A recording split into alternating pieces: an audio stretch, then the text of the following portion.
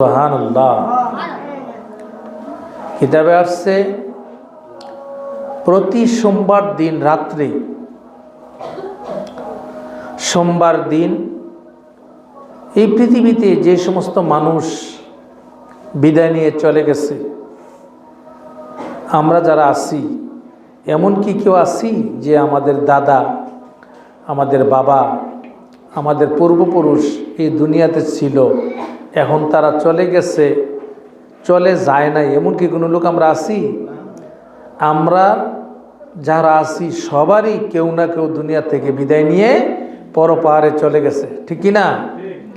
এই যারা চলে গেছে, দাদা দাদি, নানা নানি, আপনজন, আত্মীয় স্বজন, বন্ধুবান্ধব, পাড়া প্রতিবেশী, তাদের আত্মাটা দুনিয়াতে আবার মানব স্রোতে আইসা বিচরণ করে আপনজনের কাছে। এই আত্মাগুলি এই সোমবার দিন আসা যাওয়া করে, বলেন সুবহানাল্লাহ। মানুষ ইন্তেকাল করার পরে নফসের মৃত্যু ঘটে, দেহের মৃত্যু ঘটে, কিন্তু আত্মার মৃত্যু কখনোই হয় না, ঘটে না। এই আত্মাটা আল্লাহ রাব্বুল আলামিন ইল্লিন অথবা সিজ্জিন দুটি স্থানের মধ্যে আল্লাহ রেখে দেন। এই অবিনশ্বরী আত্মাটা মানব দেহটা থেকে ত্যাগ করে চলে যায় এবং নির্দিষ্ট একটা জায়গায় রাখা হয়। কারো আত্মা থাকে যেখানে, ওই একটা জায়গার নাম হলো ইল্লিন, আর কারো আত্মা থাকে আরেকটা জায়গায়, সেটার নাম হলো সিজ্জিন। ইল্লিন এবং সিজ্জিন এই দুই জায়গার মধ্যে আল্লাহ পাক এই আত্মাগুলির অবস্থান রাখেন। ওখান থেকে প্রতি সপ্তাহে সোমবার দিন পৃথিবীতে আত্মাগুলি আগমন করে, বলেন সুবহানাল্লাহ। আমরা দেখি না, কিন্তু তারা আসে, এটা সত্য। কেন আসে? আত্মীয় স্বজন, আপনজন, তার সন্তান, আহাল পরিজনের কাছে তারা এসে কাকুতি মিনতি করে, দেখে যে তার কোনো আপনজনেরা তার জন্য প্রার্থনা করে কিনা, তার মুক্তির জন্য প্রার্থনা করে কিনা। কিন্তু দুঃখের বিষয়, পরিতাপের বিষয়, পথ ভোলা মানুষ দুনিয়ার লোভ লালসায় নিমজ্জিত হইয়া, উন্মাদনায় পাগল পারা হয়ে, যৌবনের তাগিদে, নফসের প্ররোচনায়, শয়তানের ধোঁকায় পড়ে, দুনিয়ার লোভ লালসায় পড়ে, তার আপনজনকে কি করে? ভুলে যায়, তাদেরকে আর স্মরণ করে না। ভাইরা আমার, এই সোমবার দিন হাদিস শরীফে আসছে, এই সোমবার দিন কেউ যদি নবীজির আগমনের মর্যাদার দিকে খেয়াল করে, কেউ যদি রোজা রাখে, এই সোমবার দিন যদি তাসবিহ তাহলিল পড়ে, তাইলে আল্লাহ তাকে এত মর্যাদা দেন যে অন্য অন্য বংশের, অন্য অন্য যুগের নবীদের আমলনামার সমতুল্য এরকম মর্যাদা আল্লাহ পাক তার আমলনামায় দেন, বলেন সুবহানাল্লাহ। তাইলে এই সোমবারের মর্যাদা বহুগুণে বেড়ে যায়। কয়েকটি কারণে এই সোমবারের মর্তবা বেড়ে যায়। আল্লাহ পাক রব্বুল আলামিন তার বান্দাদেরকে ক্ষমা করার জন্য, মাফ করে দেওয়ার জন্য উসিলা তালাশ করে। কোনো একটা প্রেক্ষাপট দেখেন, কোনো একটা আমল দেখেন। মা বোনেরা কথা না বললে ভালো হয়, যদি শব্দ কানে আসে তাহলে কথা বলা যায় না। রহমত বরকতের কথাগুলি শুনতেই তো আসছেন, এই কথাগুলি শোনাও যেমন একটা এবাদত বা নেকের কাজ, এই কথাগুলি মান্য করাও এবাদত এবং নেকের কাজ। জেনে রাখেন, আলেম ওলামাদের, জ্ঞানীগুণীদের কথা শ্রবণ করা, কোরআন হাদিস শরীফের কথা শ্রবণ করা, একটি ভালো উপদেশ গ্রহণ করা, কানে শোনা, এটা বিশাল বড় একটা ইবাদত, বলেন আলহামদুলিল্লাহ। এবং এটা একটা রহমতের কাজ। এটা কি কাজ? রহমতের কাজ।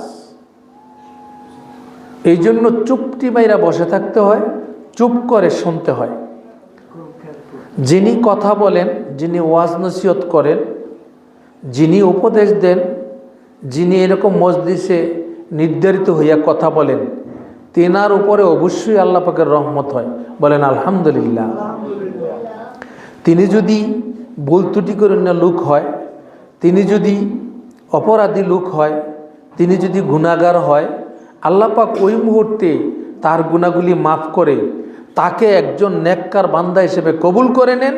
এই জন্যে যে তার কথাগুলি যেন শুনে আল্লাহর প্রিয় বান্দারা যেন মুক্ত হইতে পারে, আল্লাহর বান্দারা যেন হেদায়েত প্রাপ্ত হইতে পারে, আল্লাহর রহমত প্রাপ্ত হইতে পারে। বলেন আলহামদুলিল্লাহ। এই জন্য অবহেলা করতে নাই। বক্তা যেমনই হোক, তার কথাগুলি তো সত্য সঠিক, সে তো মন গড়া কথা বলে না, কোরআন এবং হাদিস শরীফের কথাগুলি বলে, আল্লাহর পক্ষে প্রতিনিধি হইয়া সে কথাগুলি পড়ে, নবীর ওয়ারিস হিসেবে সে কথাগুলি বলে, সে পীর মাশায়েখের পক্ষে কথাগুলি বলে। যেই দরবারে আসছেন এই দরবারের পীর সাহেব হুজুর কেবলার অনুমতিক্রমে কথাগুলি বলে।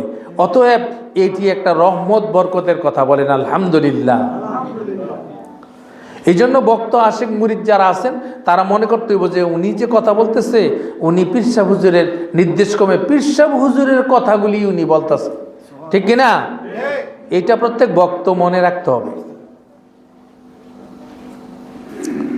এই জন্য কথাগুলি গুরুত্ব দিবেন। যদি মনে করেন যে উনি একজন আলেম মানুষ কথা বলতেছে, পীর সাহেব হুজুরে আইলে কথা শুনলাম, ইলার কথা কি শুনবো, এটা ভুল ধারণা।